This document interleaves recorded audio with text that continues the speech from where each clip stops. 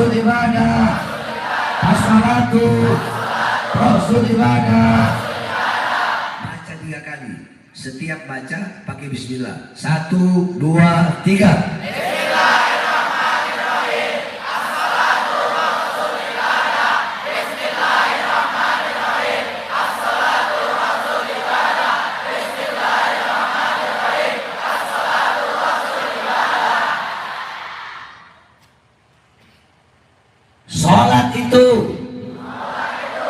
Sholat itu adalah kepalanya ibadah.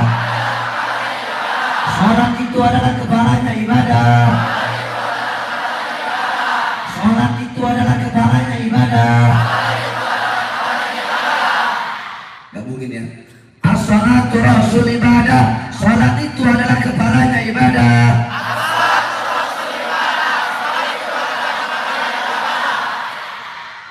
As-salatu Rasul ibadah. Sholat itu adalah kepalanya ibadah.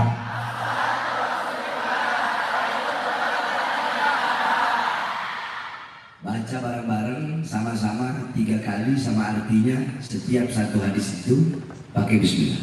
Bismillahirrahmanirrahim. 1, 2, 3. Bismillah.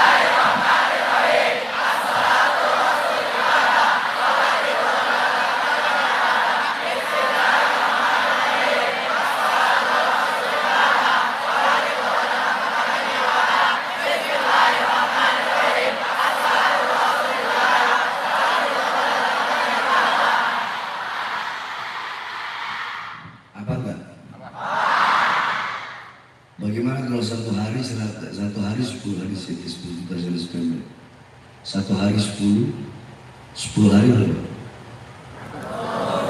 100 hari? Coba satu berdiri. Satu orang berdiri, satu orang, ente. Cepat, berdiri, ente. Baca yang tadi. Hadis tadi kau bisa.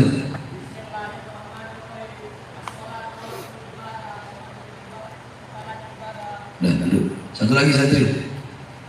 Ayo cepat Bismillah. Bismillahirrahmanirrahim. As-salatu Rasul ibadah. Salat itu adalah kepalanya ibadah. Langsung.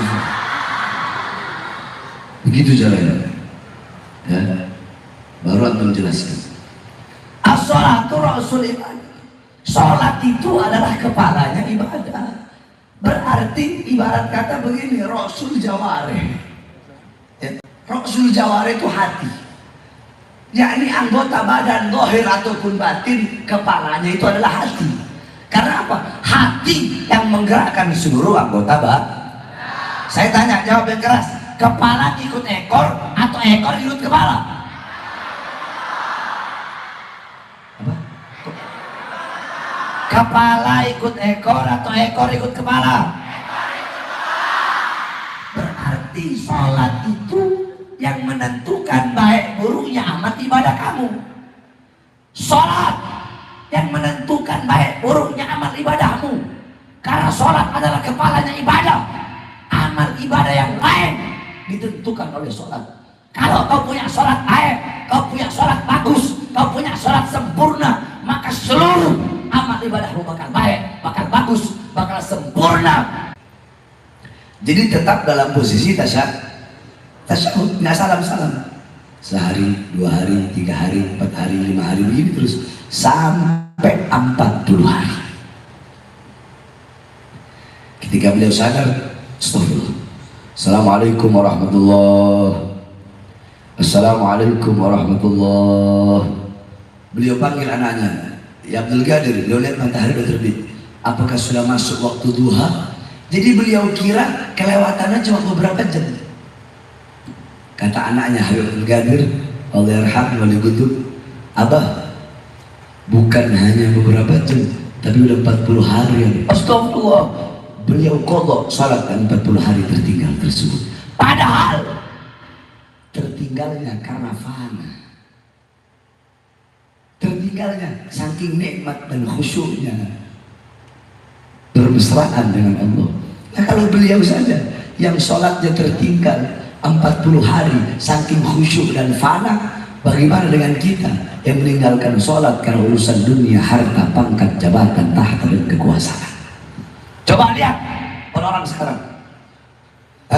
Di masjid-masjid, di musola-musola, di surau-surau, terdengar panggilan Allah. Hayya 'alas shalah, hayya 'alas shalah. Wih, ayo sholat. Kalian yang berdagang berhenti dulu dagangnya. Kalian yang di kursi kekuasaan berdiri, ayo sholat. Kalian yang punya toko, tutup dulu tokonya. Kalian yang sedang melakukan aktivitas hal apapun, berhenti dulu. Ayo kembali kepadaku. Tetapi yang berdagang tetap dengan dagangannya, yang toko tetap dengan tokonya, yang usaha tetap dengan usahanya, yang pangkat jabatan tetap dengan pangkat dan jabatannya, yang dengan dunia tetap dengan dunianya, yang mencari harta tetap dengan urusan hartanya. Kalian mengabaikan panggilan Allah dan lebih memilih panggilan perut kalian. Kalian lebih rela kehilangan Allah karena harta daripada kehilangan harta karena Allah. Orang-orang yang lebih memilih perut daripada panggilan Allah, orang ini nilainya sama dengan sesuatu yang keluar dari perutnya. Saya tanya, banyak gak orang seperti itu? Banyak gak? Banyak gak? Coba kalian lihat kalau subuh, nggak usah jauh-jauh, di Palembang aja. Subuh itu harusnya penuh masjid itu dengan anak-anak muda. Ini enggak, disuyuh orang-orang yang udah tua. Ayo saya tanya, yang paling banyak ke masjid, yang muda apa yang tua bungku-bungku itu? Kalian satu hari waktu berapa jam? Sholat berapa waktu? Paling lama satu kali sholat berapa? Ambillah setengah jam, sama wiridan setengah jam. Ambil satu jam, atau ambillah 5 waktu itu 4 jam.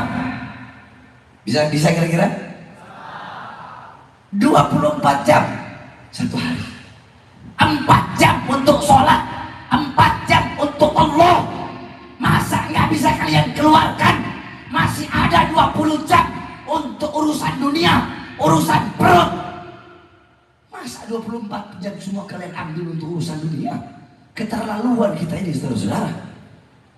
Cuma ngambil 4 jam, masih ada 20 jam. Lebih banyak mana 4 sama 20? Masa kita nggak bisa ambil 4 jam untuk Allah yang memberikan kita rezeki, nafas, makan, semuanya? Keterlaluan kita ini, saudara-saudara. Kamu tahu, seekor sapi pernah berkata, badanku besar, aku lebih mulia dari kambing. Kambing bilang, memang sapi lebih besar dari aku, tetapi aku, badanku lebih besar daripada ayam, dagingku bisa dimakan jadi sehat. Kata ayam, aku walaupun lebih kecil dari kambing, dagingku bisa dimakan, telurku bisa jadi obat, aku subuh bangun orang sholat, setidaknya aku lebih mulia daripada seekor anjing. Kata anjing, aku memang najis, tapi aku menjaga rumah orang dari maling, dari pencuri, perampok, dari kejahatan. Setidaknya aku lebih mulia daripada babi. Jawab, sapi merasa lebih mulia dari kambing, merasa lebih mulia dari ayam, merasa lebih mulia dari anjing, merasa lebih mulia dari babi. Bilang, ana syarrad dabba, aku binatang paling buruk, aku binatang paling hina. Akan tetapi sehina-hinanya aku, seburuk-buruknya aku, ada yang lebih hina dari aku, ada yang lebih buruk dari aku. Setidaknya aku lebih mulia daripada orang yang meninggalkan sholat 5 waktu dengan sengaja. Saya tanya, jawab yang keras. Berarti kalau ada yang meninggalkan sholat 5 waktu dan sengaja, berarti itu orang apa? Itu orang apa? Itu orang apa? Babi apa bukan? Babi apa bukan? Babi apa bukan? Nggak usah takut ngomong babi. Ini bukan jorok atau ini ilmu, lagi ngaji nih. Babi apa bukan? Jawab. Kalau ada RT nggak sholat, RT apa? RW nggak sholat, RW apa? Lurah nggak sholat, lurah apa? Camat nggak sholat, camat apa? Bupati nggak sholat, bupati apa? Wali kota nggak sholat, wali kota apa? Gubernur nggak sholat, gubernur apa? Menteri nggak sholat, menteri apa? Presiden dengan presiden kok kenceng begini. Ustadz nggak sholat, ustadz apa? Kiai nggak sholat, kiai apa? Habib nggak sholat, habib apa? Santri nggak sholat, santri apa? Orang tua nggak sholat, orang tua apa? Anak nggak sholat, anak apa? Suami nggak sholat, suami apa? Istri nggak sholat, istri apa? Bukan babi, lebih babi dari babi. Makanya jaga kau punya sob, perhatikan kau punya sob. Apalagi anak-anak muda, hei kalian, para pemuda-pemudi semuanya, pemuda-pemudi Islam, as-shalah imaduddin. Sholat itu tiang agama. Jangan engkau yang merobohkan kau punya tiang agama. Jangan engkau meninggalkan kau punya sholat. Tegakkan tiang agamamu, kuatkan pondasi agamamu. Dengan apa? Satu, dengan menjaga sholat. Kedua, dengan amar ma'ruf nahi mungkar, dengan menyampaikan kebenaran, dengan menegakkan keadilan, khususnya para santri-santri. Jadi santri jangan lembek. Santri mental kerupuk. Tahu mental kerupuk? Kena air melempem. Santri harus punya mental baja. Santri harus punya mental baja, mental yang kuat. Sampaikan kebenaran, jangan pernah takut selama engkau berada di jalan kebenaran.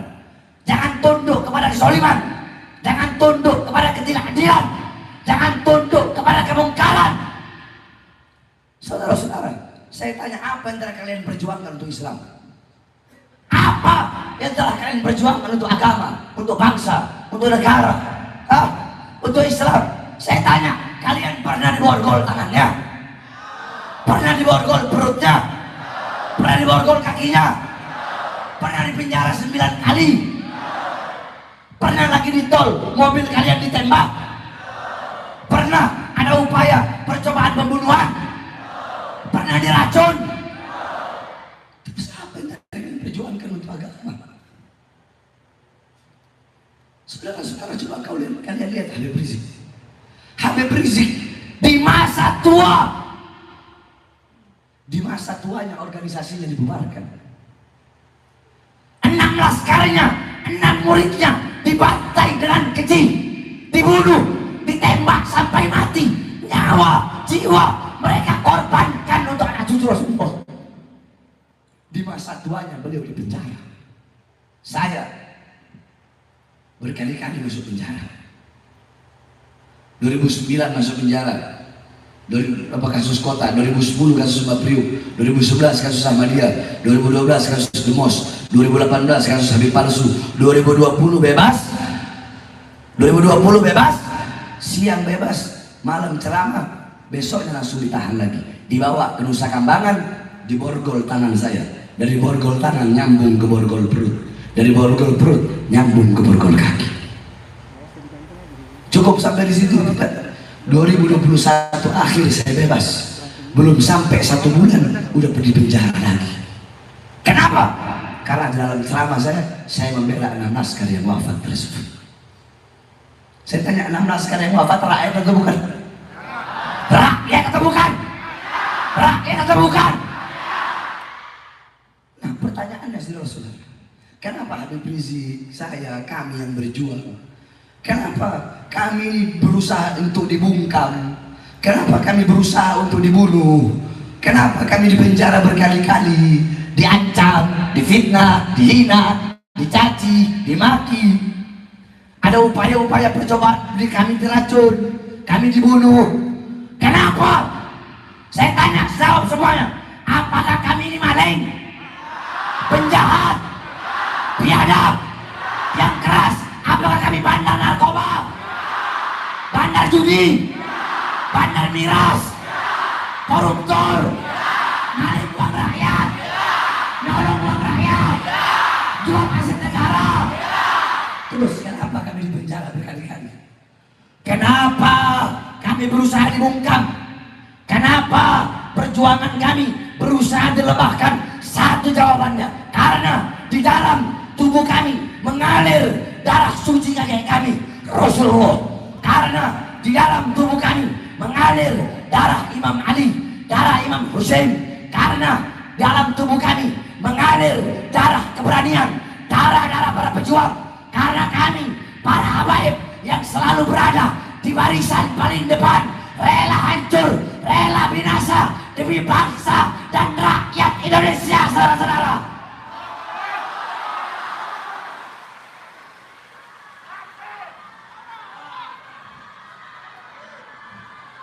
Saudara-saudara, kalian mau tahu? Saya baru bebas siang, malamnya ditahan. Katanya ceramah saya meresahkan. Katanya ceramah saya provokasi. Udah tahu isi ceramahnya apa? Saya kasih tahu kepada kalian. Waktu saya bebas saya bilang, wahai presiden, wahai pejabat, wahai pemerintah, rakyat waktu itu awal-awal corona, rakyat kalian kurung dalam rumah, tapi tidak kalian penuhi kebutuhan pokoknya. Salah sih ngomong seperti itu. Itu provokasi. Itu meresahkan. Meresahkan atau pembelaan? Meresahkan atau pembelaan? Tapi mereka bilang provokasi. Mereka bilang meresahkan. Pertanyaan yang goblok itu siapa? Saya atau mereka? Itu yang pertama. Yang kedua saya bilang, hei pejabat, mal-mal milik asing, perusahaan-perusahaan milik asing, tetap kalian buka di masa pandemi. Tapi kenapa warung-warung kecil milik pribumi kalian paksa untuk tutup? Itu provokasi. Meresahkan. Meresahkan atau pembelaan? Meresahkan atau pembelaan? Tapi mereka bilang provokasi itu. Mereka bilang meresahkan itu. Yang goblok siapa mereka? Yang bodoh siapa mereka? Cukup sampai di situ? Tidak. Saya bilang, hei pemerintah, berapa banyak pengangguran di Indonesia? Pemuda-pemudi yang tidak punya kerjaan. Sedangkan di musim corona, pejabat apa-apa di musim corona ini, tenaga kerja dari asing, dari Cina, terus-terusan kalian kirim ke daerah Morowali, Sulawesi. Sedangkan masih banyak pengangguran di Indonesia. Salah saya ngomong seperti itu? Akhirnya kemarin benar kejadian. Tenaga kerja Cina di Morowali membunuh tenaga kerja Indonesia, saudara-saudara. Belasan yang mati. Itu saya ngomong 2020, terjadi 2023. Salah? Provokasi itu? Meresahkan? Atau pembelaan? Hah? Kalau pembelaan, siapa yang saya bela? Diri saya? Saya bela diri saya? Keluarga saya? Anak istri saya? Murid saya? Kelompok saya? Atau rakyat? Siapa yang saya bela? Siapa yang saya bela? Siapa yang saya bela? Rakyat yang susah, rakyat yang kelaparan, rakyat yang menderita, rakyat yang kehausan, rakyat yang ditipu, rakyat yang tidak disejahterakan. Itu yang saya bela sampai saya berkali-kali masuk penjara. Makanya saya bersumpah demi Allah, saudara-saudara, Bahar bin Smith, selama kedua mata saya masih terbuka melihat kesengsaraan rakyat, melihat penderitaan rakyat, melihat penderitaan umat, saya tidak akan bisa dibungkam, tidak akan diam, tidak akan pernah kapok, capek, lelah untuk bangsa, untuk agama, untuk negara. Jangankan hanya di penjara, nyawa saya, jiwa saya, darah saya murah harganya, tumpah untuk bangsa dan rakyat Indonesia, saudara-saudara. Saya tanya semua santri-santri di sini, keluar dari pondok, siap bela Islam, siap bela Islam, siap berjuang, siap bela Indonesia, siap bela bangsa, siap bela rakyat. Allahu Akbar. Indonesia merdeka, merdeka, merdeka. Jangan macam-macam sama santri, betul? Betul. Ini santri, bos. Zaman dulu belum ada TNI, betul? Belum ada polisi, belum? Betul? Belum ada NKRI, betul? Belum ada Pancasila, belum ada presiden, belum ada merah putih. Yang ada Santri, ulama, musola, pesantren. Santri zaman dulu malam basah mereka dengan air mata. Malam mereka pegang pulpen. Siang mereka basah dengan darah, memegang pedang untuk melawan para penjajah sehingga terbuka gerbang kemerdekaan Indonesia, saudara-saudara. Kalau bukan karena santri, jangan ngarep Indonesia bakal merdeka. Betul? Betul? Oleh karenanya, sampaikan kepada mereka, para pengkhianat bangsa, para pelacur berdasi yang menjual bangsa, menjual agama, menjual pelacur berdasi yang menjual bangsa, menjual negara demi kepentingan partai politiknya. Sampaikan kepada mereka, pelacur agama yang menjual ayat, yang menjual hadis, menjual agama demi kehidupan dunianya. Para pengkhianat bangsa, sampaikan kepada mereka, siapapun yang ingin menghancurkan Indonesia, yang ingin merampok harta rakyat Indonesia, yang ingin merampas kedaulatan Indonesia, kami bersumpah demi Allah, selama tanah Indonesia tidak pernah kosong dari kami santri-santri yang pakai sarung, maka selama itu kami santri-santri bersarung, santri-santri pondok pesantren, kami yang akan berada di barisan paling depan membela bangsa, rakyat Indonesia sampai titik darah penghabisan, saudara-saudara. Allahu Akbar. Hidup santri, hidup santri, hidup santri. Santri siap mati, siap hancur, siap binasa. Allahu Akbar.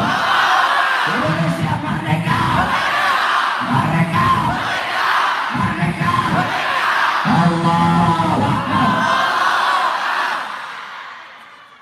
Mudah-mudahan para pejabat jadi pejabat yang baik, amanat, taat, patuh, tunduk kepada Allah. Amin ya Rabbal. Terakhir,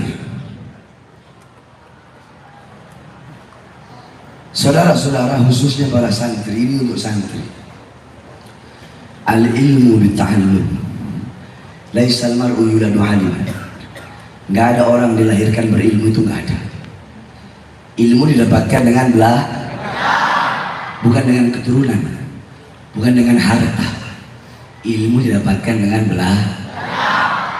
Ayo coba santri sebutkan diwan Imam Syafi'i malam yaduk. Coba baca. Coba santri ayo. Malam yaduk zulla au murra. Coba ayo, coba dong. Ayo ketik lagi tak ada itu. Ayo santri, ada yang bisa juga. Ayo coba berdiri satu orang. Ayo.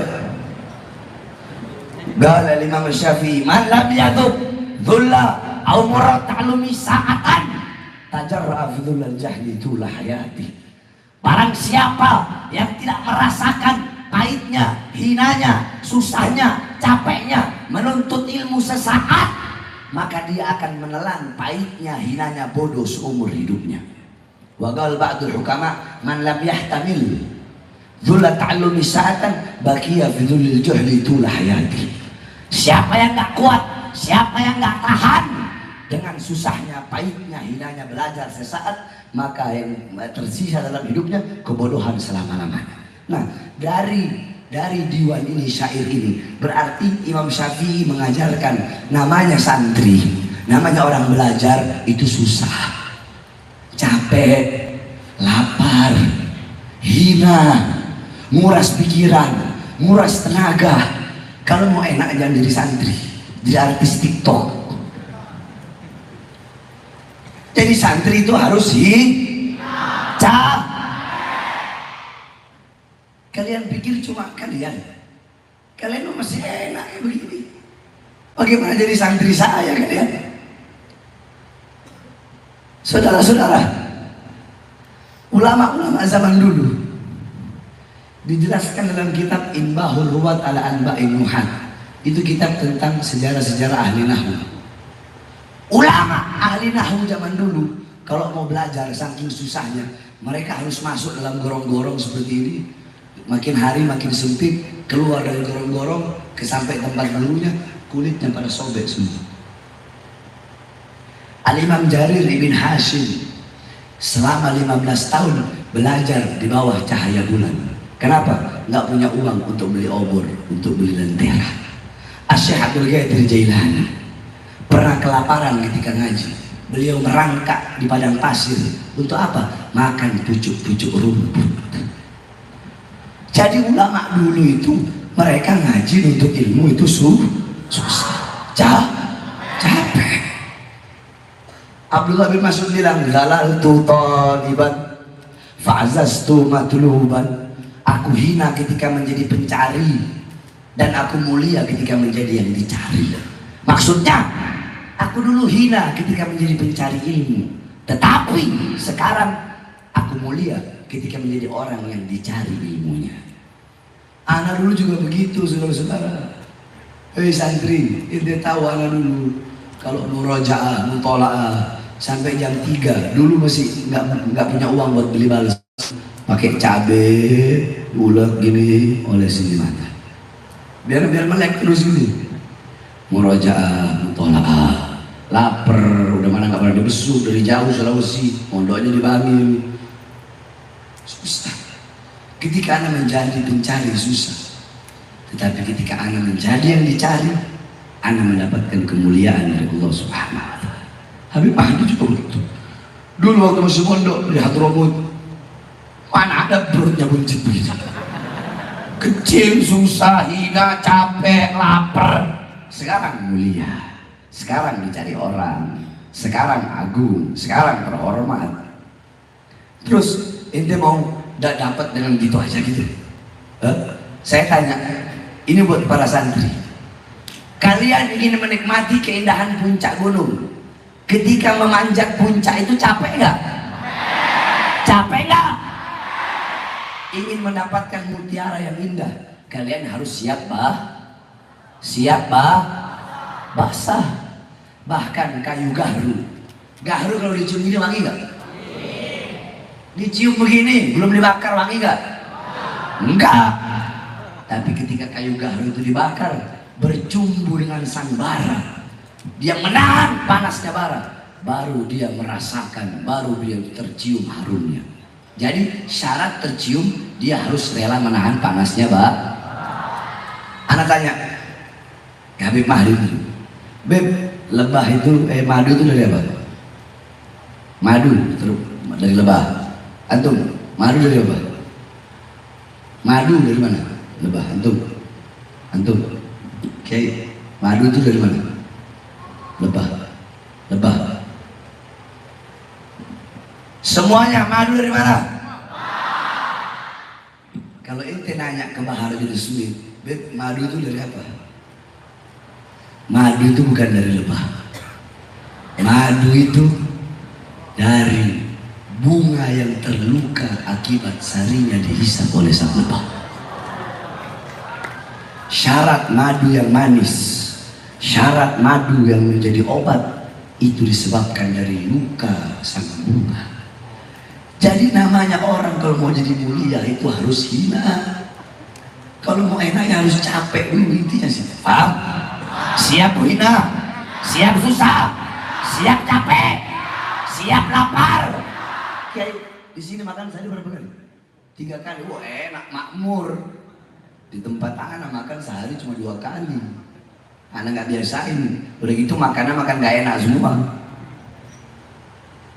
Ya. Yang terakhir, pengen dapat manfaat ilmu? Santri pengen? Pengen dapat berkah ilmu? Pengen? Al ilmu bitta'allum wal barakah bil khidmah.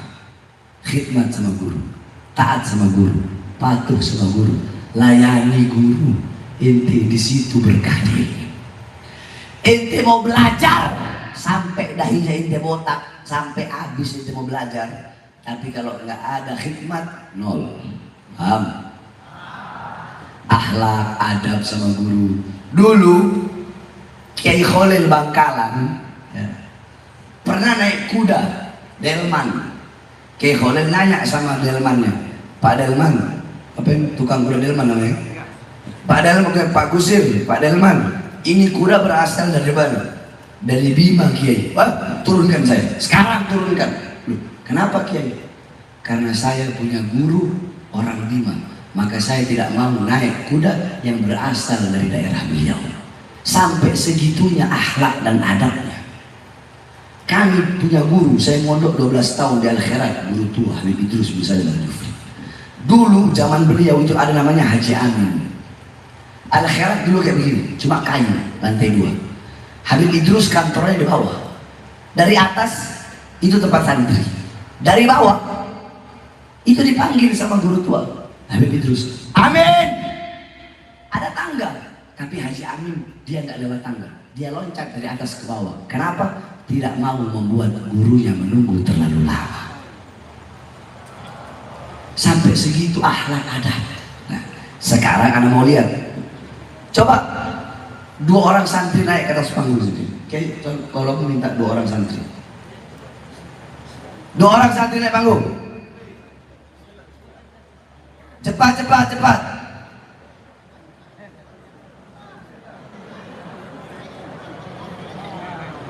Ini namanya bitatbib. Langsung praktek. Ayo coba asatidnya itu, asatidnya. Suruh 2 orang santri naik.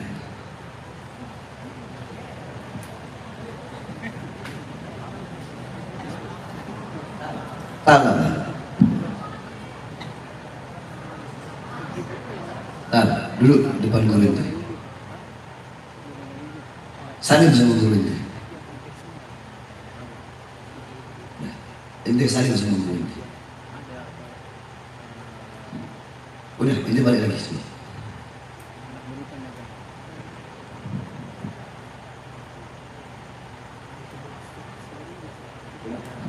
Maju lagi ke sini.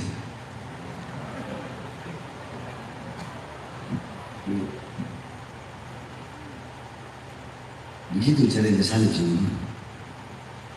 Begitu cara ente musafah sama guru.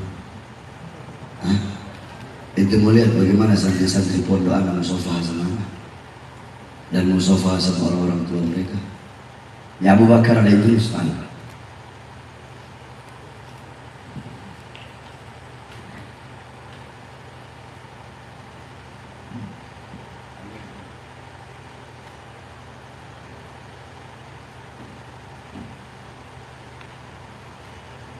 Musafah sama guru bukan cuma ditempel. Musafah sama siapapun dihirup. Taruh tangan di atas kepala ente, cium dada guru. Paham? Coba kalian lihat lagi.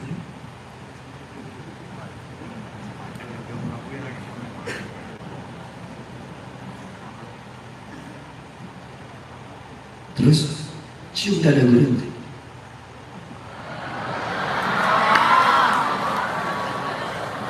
Kecuali yang perempuan.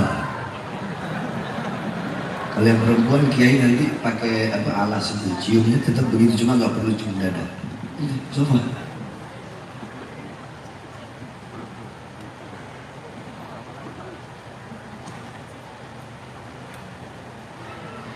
Ente kalau jalan depan guru, belakangi guru apa enggak? Enggak. Guru ente ada di ujung sana, mobil putih, lihat mobil putih itu. Lihat saja. Guru ente ada di sana, ente di sini.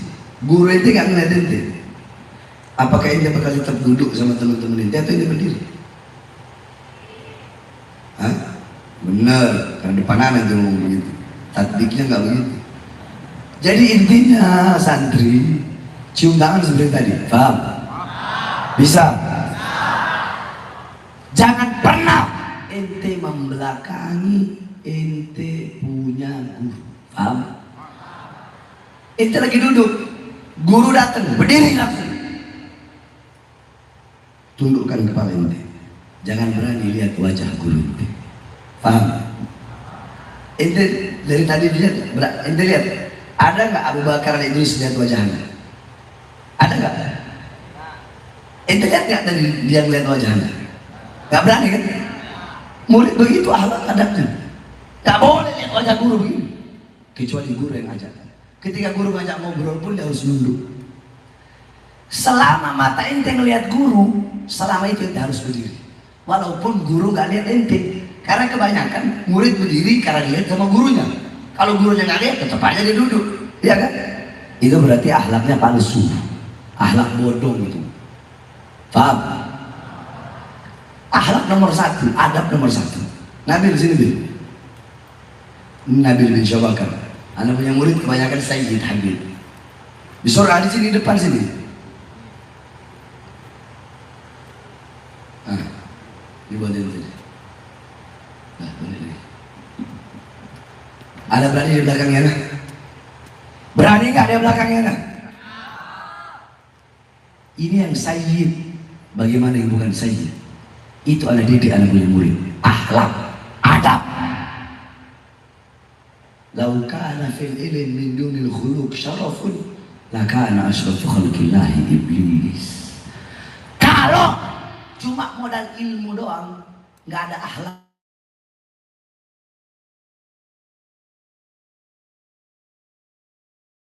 Paham tuh?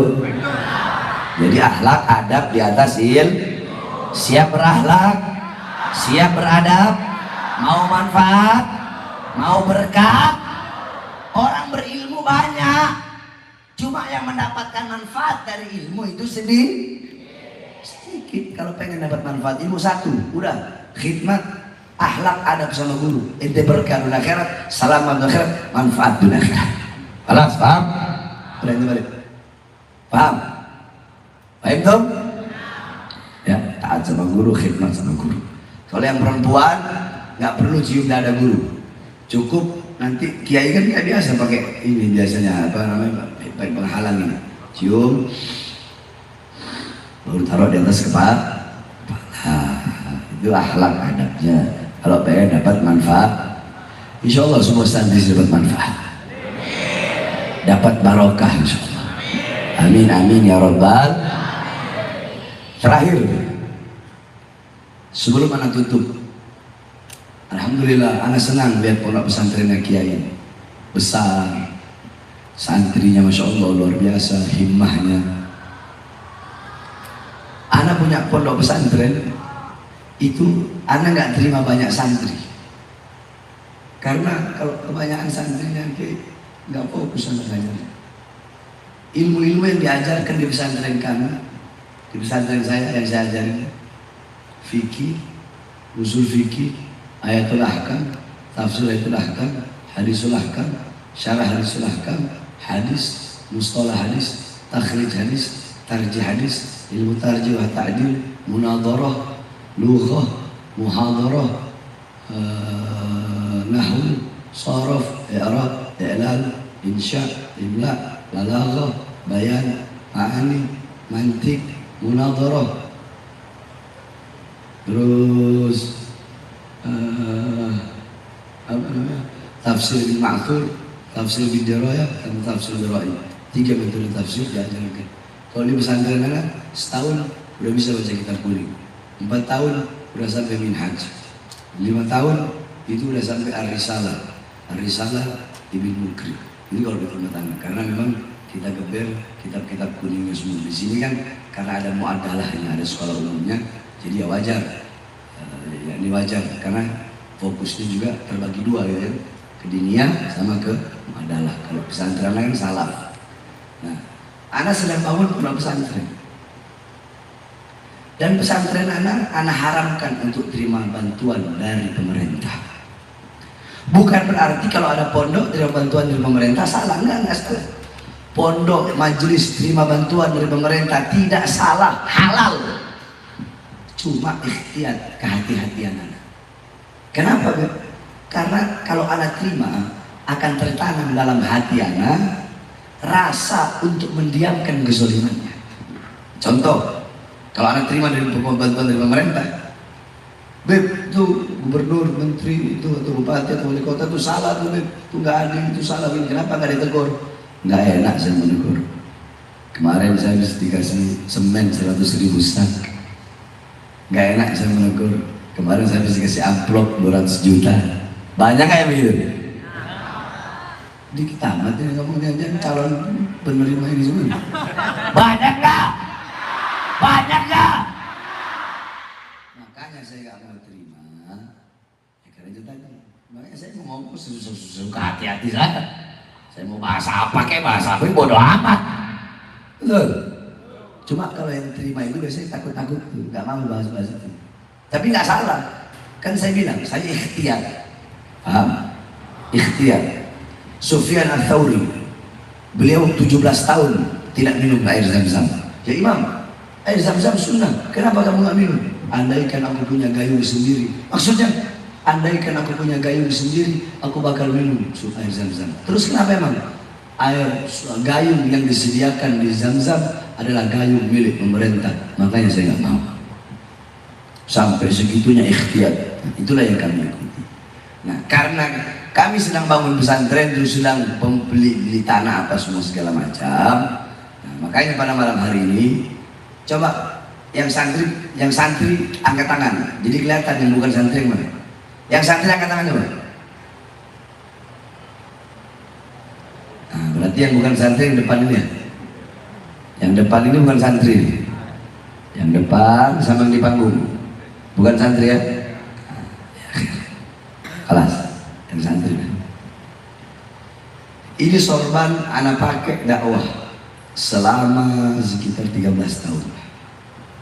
Bahkan dalam penjara. Nah ini mau anak lelang untuk pembangunan pesantren. Mau anak lelang. Nah, selain santri yang ada di depan sini sama yang ada di panggung, siapa yang mau beli ini uangnya buat pondok pesantren. Anak buka mulai 10 juta. Siapa? Ente orang giliran beli mobil, ente cepet pada. Ini buat beli buat pesantren pada 10 juta. Ada lagi yang lebih? Mahdi. Geleng-geleng terus. 10 juta. Siapa lagi? Ada? Ada lebih? Nggak ada? Udah? Ya akhir, buat beliau 10 juta. Mudah-mudahan barokah dunia akhirat. Insya Allah mendapatkan keberkahan dari dakwah yang selama ini anak pakai kemana-mana. Insya Allah beliau ikut mendapatkan keberkahan. Amin amin. Ya Rabbal alamin. Ya, itu saja sedikit nasihat yang saya sampaikan. Kurang? Oh lagu prajurit. Nah, ya, itu saya sampaikan. Kurang lebihnya mohon maaf. Ra'afu minkum. Nanti kita tutup dengan lagu prajurit pembela Rasulullah. Santri bawa HP nggak? Oh enggak. Kalau bawa HP mau saya suruh flash begini. Karena nggak bawa ya udah angkat tangannya aja begini sambil qasidah yang keras ya. Ayo semuanya. Prajurit pembela Rasulullah. Untuk yang keras. Satu hati, satu hati. Ayo.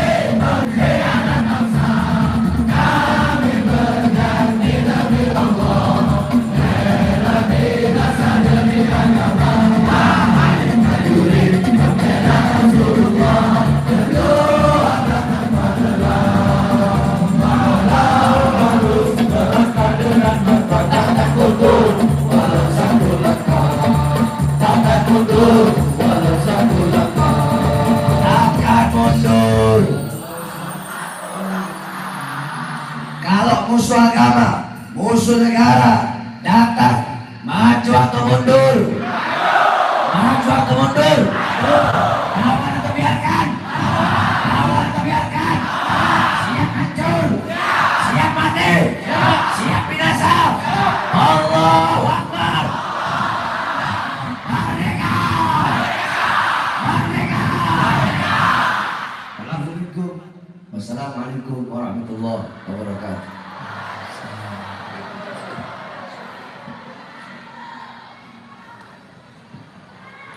Bismillahirrahmanirrahim. Sebelum saya baca doa, saya ijazahkan kepada ente orang semua suatu ijazah yang anak amalkan setiap hari. Ba'da maghrib baca ratib al-haddad, ba'da isya baca ratib al-attas, sebelum subuh baca doa fajar, ba'da subuh baca wirdul latif, sebelum duhur baca futuhatul arsyiyah, ba'da duhur baca mafatihus sa'adah, wirid sakran, hizib nawawi, hizib khafi, doa fagil mugaddam. Sebelum asar baca wirdul kabir, wirdul sawir, Syekh Abu Bakar bin Salim. Ba'da asar baca hizib bahar, hizib nasr, Syekh bin Hasan Asy-Syadzili. Sebelum maghrib wirdul latif, ba'da maghrib ratib haddad. Begitu terus, khususnya santri itu senjatanya ini orang. Karena anak kasih anak jawab begitu sampai di ikhlas lillahi ta'ala, semua jawab begitu ya. Yani ajaztukum hadhihi ijazah kama qara'an min al-fajr ila al-isha kal'adah. ajaztukum hadhihi al-ijazah al-awrad wal-ahzab wal-artab was-salawat ikhlas lillahi ta'ala. اللهم صل على سيدنا محمد واخر النجاة واخر المال واخر الحياة واخر المال وثبتنا في كل موادنا وحي إيمانا وأنت مولانا فانصر القوم الكافرين والظالمين والفاجرين والفاسقين والكاذبين والمذبذبين وانصر من سلطان الجائرين والأمراء الظالمين فإنك خير الناصرين يا رب. علمنا فينا خير العالمين وارزقنا فينا خير الرازقين وارحمنا فينا خير الراحمين وانصرنا فينا خير الناصرين وافتح لنا فتوحة الأرشية ورحمة والبركة فإنك خير الفاتحين. على هذه النية وعلى كل يد صالحة وإلى حضرة النبي محمد والأنبياء والمرسلين وجميع حضر رسول الله وأهل بيت رسول الله والأولياء والشهداء والصالحين والعلماء العاملين والمصنفين وجميع المجاهدين في سبيل رب العالمين والأرواح آبائنا وأمهاتنا وأجدادنا وجداتنا. أخص رسولنا مؤسس هذا المعهد أبويا كي حاجي محمد حسني الأبرد، اللهم اغفر له وارحمه وآفه وأعف عنه وحجاب له من النار وستره من العفو من الحساب. يعني أعيانه مفقودة وأمثاله في قلوبنا موجودة. سر الفاتحة.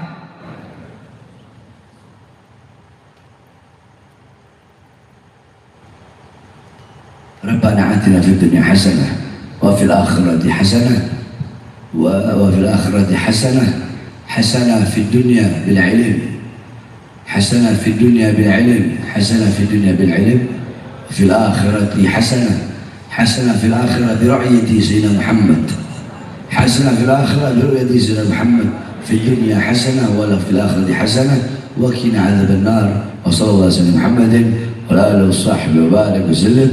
الحمد لله رب العالمين. قبول.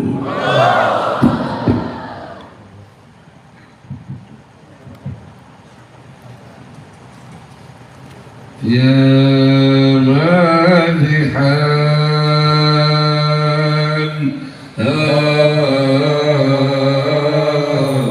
خير لنا